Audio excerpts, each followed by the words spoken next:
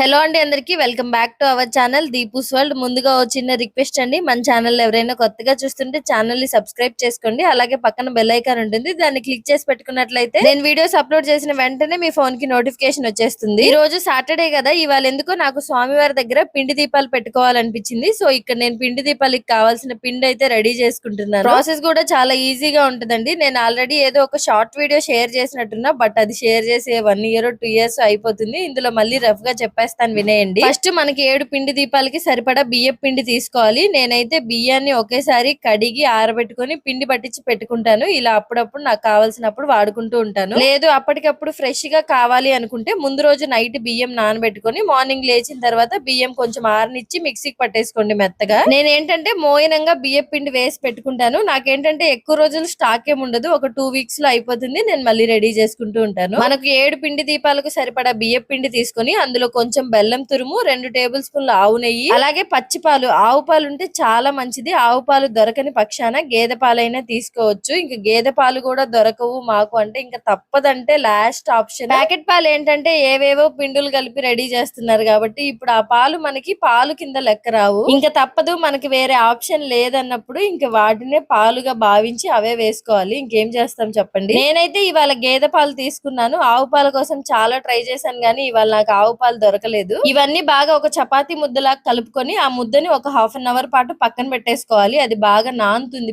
పిండి బాగా నానితే దీపాలు బాగా వస్తాయి. ఆ పిండి నానే లోపు నేను ఇక్కడైతే స్వామివారికి నైవేద్యం ప్రిపేర్ చేసుకుంటున్నాను. ఎలాగో పిండి రెడీ చేసి పెట్టుకున్నాను కదా బియ్యం పిండి, ఇవాళ స్వామివారికి పచ్చి చలివిడి చేసి పెట్టుకుంటే బాగుంటది కదా అనిపించింది. అందులో స్వామివారికి ఇష్టమైన ప్రసాదం కదా, సో నేనైతే ఇక్కడ పచ్చి చలివిడి ప్రిపేర్ చేసుకుంటున్నాను. దీని ప్రాసెస్ చాలా ఈజీగా ఉంటది. ఏం లేదండి, ఫస్ట్ మనం బెల్లం తురుము తీసుకోవాలి. నేను తీసుకున్న బెల్లం తురుము కొంచెం ఉండలుగా ఉంది కాబట్టి నేను అందులో కొంచెం వాటర్ యాడ్ చేసుకున్నాను. బెల్లం మొత్తం స్మాష్ చేసుకున్న తర్వాత అందులో మనం బియ్యం పిండి అలాగే కొంచెం ఇలాచీ పౌడర్ యాడ్ చేసుకుని మెత్తగా ముద్దలాగా కలుపుకోవడమే. అంతేనండి, పచ్చి చలివిడి రెడీ అయిపోయినట్టే. ఇది స్వామివారికి చాలా ఇష్టమైన ప్రసాదం అంట. ఇలా నేను పిండి దీపాలు చేసుకున్నప్పుడు బియ్యం పిండి రెడీ చేసుకుంటాను కాబట్టి చేసి పెట్టుకుంటూ ఉంటాను. 2 నిమిషాల్లో తయారు చేసేసుకోవచ్చండి ఈ ప్రసాదం అయితే. నాకు ఎక్కువ టైం లేనప్పుడు కూడా నేను ఈ ప్రసాదాన్ని ప్రిపేర్ చేసి పెట్టుకుంటూ ఉంటాను స్వామివారి దగ్గర. మనం స్టవ్ అనేది ఆన్ చేయకుండా చేసుకుంటాం కాబట్టి ఇది పచ్చి చలివిడి కిందకి లెక్క వస్తుందండి. కొంతమంది ఏంటంటే నీళ్లు కూడా వేయరు, ఓన్లీ బెల్లం తురుముతో కలిపి ముద్దలా చేసి పెట్టేస్తారు. అంటే మీరు తీసుకునే బెల్లాన్ని బట్టి ఇంకా వాటర్ వేసుకోవాలా లేదా అనేది మీరు డిసైడ్ అవ్వడమే. ఇక్కడ మనకి పిండి కూడా బాగా నానిపోయిందండి. ఇప్పుడు ఈ పిండిని నేనైతే 7 balls లా చేసుకుంటున్నాను. ఫస్ట్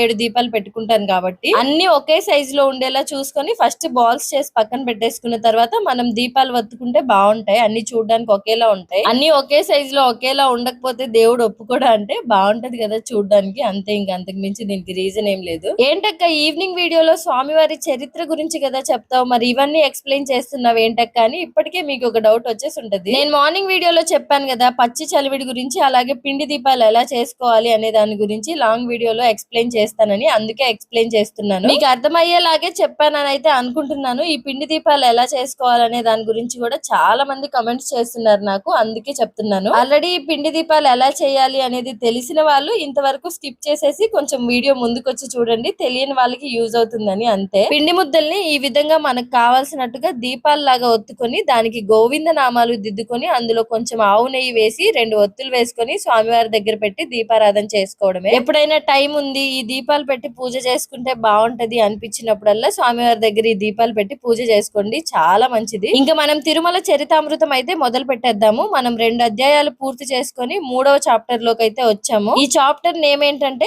ఆ కుమారుడే ఈ శ్రీనివాసుడా. ఏ కుమారుడు ఈ శ్రీనివాసుడు, రండి క్లియర్ గా ఎక్స్ప్లెయిన్ చేస్తాను. ఆ కుమారుడే ఈ శ్రీనివాసుడా. ఈ సందేహం కొంతమంది భక్తులలో 1000 సంవత్సరాల క్రితమే వచ్చింది. ఆ రోజుల్లో శైవ మత ప్రచారం చాలా ఊపొందుకుంటున్న సమయం అది. ఎంతవరకు పరిస్థితులు వెళ్ళాయంటే కులోత్తుంగ చోళుడు అనే చోళరాజు శైవ మతం పట్ల విపరీతమైన అభిమానంతో అనేక విష్ణు క్షేత్రాలకు కీడు చేసేవాడు. కావేరీ తీరంలోని చిత్రకూటంలో గోవిందరాజుల ఆలయ విగ్రహాలకు హాని తలపెట్టాడు. ఆ కారణంగా ఆ స్వామి ఉత్సవమూర్తిని శ్రీ వైష్ణవులు రక్షించి శ్రీపదపురి అంటే తిరుపతికి తీసుకొచ్చి కాపాడారు. ఉత్సవ విగ్రహాన్ని అయితే తీసుకురాగలిగారు గాని ఆ చిత్రకూట క్షేత్ర మూలమూర్తి అయిన క్షీరసాగర శయన గోవిందరాజస్వామి విగ్రహాన్ని సముద్రంలో పారవేయించాడు ఆ చోళరాజు. తర్వాతి కాలంలో భగవద్ రామానుజులు తిరుపతిలో ఆ గోవిందరాజస్వామి ప్రతిష్ఠ చేయించారు. మూలవరులు శ్రీ రామానుజులు తయారు చేయించింది, ఉత్సవ వరులు మాత్రం మాత్రం చిదంబరం నుండి తీసుకురాబడింది. వెంకటాచలంపై ఉన్నది కూడా విష్ణువు కాదు, శివుడైనా కావాలి లేదా కుమారస్వామి అయినా కావాలన్న వాదనకు నాంది పలికారు శైవులు. ఈ విషయాలు వాదనలు తిరుపతి ప్రాంతాన్ని పరిపాలిస్తున్న యాదవరాజుకు విన్నవించేదాకా వచ్చాయి. శైవులు వారి వాదనలు ఆధారాలను ప్రమాణాలతో సహా యాదవరాజు ముందుంచారు. అసలు భక్తులలో ఈ విగ్రహం విష్ణువుదా శివుడుదా అని సందేహం రావడానికి కొన్ని ముఖ్య కారణాలున్నాయి. అవేంటో ఇప్పుడు మనం తెలుసుకుందాము. నేను ఇప్పుడు మీకు ఒక 7 to 8 పాయింట్స్ చెప్తాను. ఇవన్నీ కూడా భక్తులలో ఈ విగ్రహం విష్ణువుదా శివుడుదా అని సందేహం రావడానికి ముఖ్య కారణాలు. ఫస్ట్ పాయింట్ వచ్చేసి వెంకటాచలంలో ఉన్న విగ్రహానికి విష్ణు చిహ్నాలైన ఆయుధాలు ఏమీ లేవు. అంటే శంఖం గాని చక్రం గాని ధనస్సు గాని గద గాని పద్మం గాని అవేవి కూడా ఈ విగ్రహానికి లేవు. సరే ఇవేవి కూడా లేవు, సరే ఈ విషయం కొంచెం సేపు పక్కన పెట్టేస్తే ఆ విగ్రహానికి జటాజూటాలు ఉండడం విశేషం. జటాజూటాలు శివుని చిహ్నం కదా, ఇది సెకండ్ పాయింట్. ఇంకా థర్డ్ పాయింట్ కి వస్తే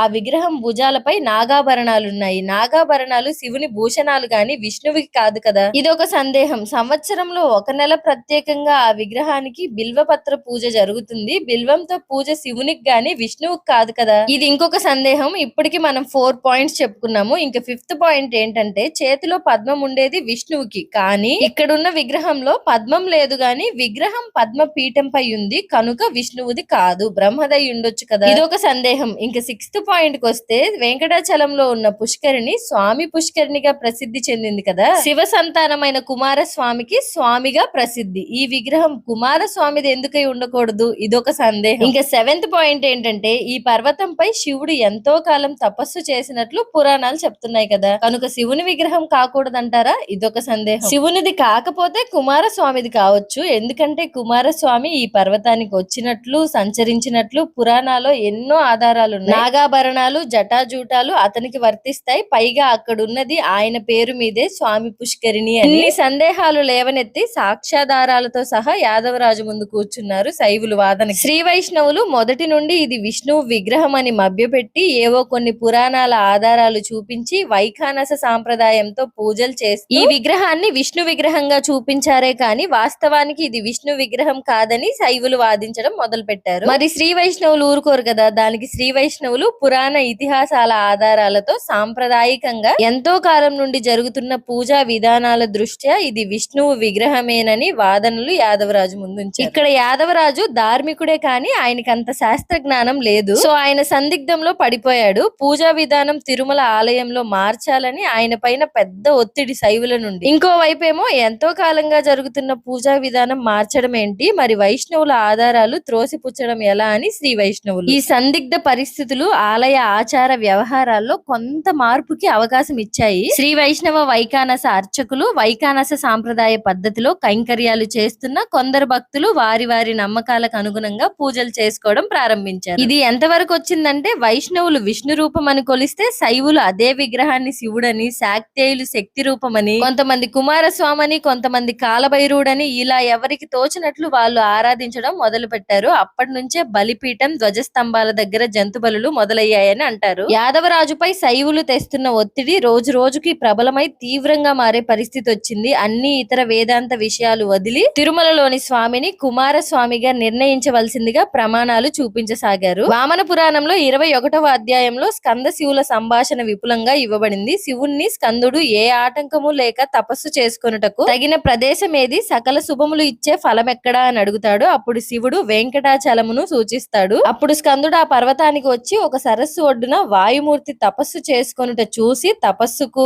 నిత్యానుష్ఠానానికి అనుకూల ప్రదేశంగా ఎంచి అక్కడ తపస్సు చేశాడని వామన పురాణం. స్కాంద పురాణంలో తారకాసుర సంహారం చేసిన కుమారస్వామి తన బ్రహ్మ హత్య దోష పరిహారం కొరకు తండ్రి సూచన మేరకు వెంకటాచలానికి వచ్చినట్లు, అక్కడ ఒక తీర్థంలో స్నానం చేసి బ్రహ్మ హత్య దోషం పోగొట్టుకున్నట్లు, తర్వాత అక్కడ తపస్సు చేసుకున్నట్లు పురాణం చెబుతుంది. అలా అక్కడికి వచ్చి ఆయుధాలు వదిలి తపస్సు చేసిన కుమారస్వామి విగ్రహం అది. విష్ణువుది కాదంటే కాదు, కుయుక్తితో కొందరు వైష్ణవులు ప్రజలకు ఈ విగ్రహం విష్ణువని నమ్మబలికి వైష్ణవ క్షేత్రంగా ప్రచారం చేశారంతే. ఇది నిజంగా కుమారస్వామి విగ్రహం శైవ క్షేత్రం కనుక ఆ దేవాలయంలో వైఖానస ఆగమ పద్ధతి ఆపి పూజా విధానం శైవాగమానికి మార్చవలసిందని యాదవరాజుపై ఒత్తిడి తెచ్చారు శైవులు. కానీ యాదవరాజు నిజ నిజాల విచారం చేయక ఎటువంటి మార్పు చేయడానికి సిద్ధపడలేదు. ఇక్కడ వృత్తాంతం అంతా శ్రీరంగ క్షేత్రంలో ఉన్న శ్రీ రామానుజులకు కొందరు వైష్ణవులు చెప్పి పరిస్థితులు చక్కదిద్ద పొందవలసిందిగా ప్రార్థించారు. వెంటనే శ్రీరామానుజులు తిరుపతికి వచ్చి యాదవరాజు సభకు వెళ్లి తనని తాను పరిచయం చేసుకుని తన శాస్త్ర పాండిత్యం నిరూపించి శైవులను సభకు పిలిపించి వారికి తనకు మధ్య వాదమునకు అవకాశం కల్పించి ఇద్దరి వాదనలు విన్న తరువాత